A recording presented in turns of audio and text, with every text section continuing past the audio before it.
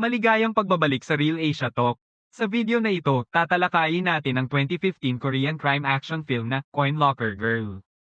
Isang madilim at brutal na kwento ng isang batang iniwan ng mundo, pinalaki ng krimen at hinubog ng karahasan. Kung mahilig ka sa matitinding Korean thrillers, siguradong para sa iyo ang pelikulang ito. Bago tayo magsimula, huwag kalimutang mag-like, mag-comment, at mag-subscribe sa Real Asia Talk. Nagsisimula ang kwento noong taong 2004 sa isang train station sa South Korea, kung saan may isang pulubi na nakakita ng isang inabandonang sanggol sa coin locker number 10. Lumaki ang bata kasama ng mga pulubi sa platform, kumakain ng tira-tirang pagkain mula sa basurahan para mabuhay. Isang araw, dumating ang mga pulis upang paalisin ang mga pulubi. Napansin ni Detective Tak ang bata at isinilid niya ito sa isang malita at dinala sa Chinatown. Isang lugar kung saan gumagawa ng peking medical records at IDs para sa mga illegal immigrants. Doon niya iniwan ang bata kay Ma, ang may-ari ng lugar at isang malupit na babaeng crime boss na sangkot sa human trafficking, organ trafficking, at iba't ibang illegal na gawain. Dahil sa utang sa sugal, paulit-ulit na dinadala ni Tak ang mga batang lansangan kay Ma. Ginagamit hanggang ni Ma ang mga bata sa pamamalimos at makalipas ang ilang buwan, iniiwan na lamang ang mga ito sa kung saan. Pero ang batang ito ay hindi umiyak. Bumalik siyang mag-isa kay Ma matapos maglakad ng ilang oras. Dahil sa tapang niya, pinangalanan siya ni Ma ng Ilyang at piniling palakihin. Lumipas ang 13 taon at si Ilyang ay naging isang malupit na debt collector para sa gang ni Ma. Sa isang gambling den, brutal niyang tinuruan ng leksyon ng isang lalaking hindi nagbayad. Pinatunayan niyang hindi siya basta-bastang babae. Sa bahay, kasama niya ang kanyang mga adopted siblings. Si Hong, may mental instability. Si Song, at si Wo, na lahat ay pinalaki ni Ma at itinuturing siyang tunay na ina. Isang bagong utang ang lumitaw mula sa isang negosyanteng tumakas papuntang Pilipinas. Ang anak nitong si Park ang pinilit na magbayad. Si Park ay isang chef, magalang, at kabaligtaran ng mundong ginagalawan ni Ilyang. Unti-unting nagkaroon ng koneksyon sina Ilyang at Park.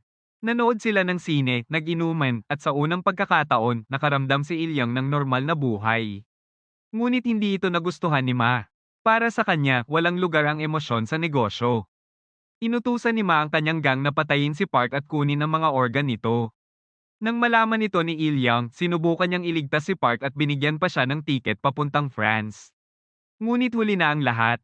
Sa harap ni Ilyang, pinatay si Park at dinala para sa organ harvesting.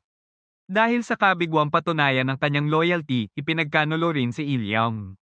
Ipinadala siya para sa trafficking, ngunit nakatakas siya matapos saksakin ng gangster na si Shido sa mata. Mula roon, nagsimula ang habulan, patayan, at tuluyang pagbagsak ng lahat ng taong konektado kay Ma. Namatay ang kanyang mga kapatid. Isa-isa silang nawala dahil sa karahasan at pagtataksil. Sa huli, hinarap ni Ilyang si Ma. Nagharap sila bilang ina at anak. Ngunit isa lamang ang lalabas na buhay. Sa isang masakit na eksena, pinatay ni Ilyang si Ma, at bago mamatay si Ma, ibinigay niya ang susi ng coin locker number 10, sa loob nito, natagpuan ni Ilyang ang kanyang tunay na pangalan. Bagong identity, at mga dokumento. Doon niya napagtanto na nais sana siyang iligtas ni Ma mula sa kriminal na buhay.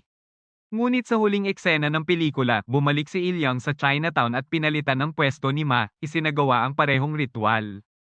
Tanda na ang siklo ng karahasan ay nagpapatuloy. Sa personal kong pananaw, ang Coin Locker Girl ay hindi lang basta crime movie.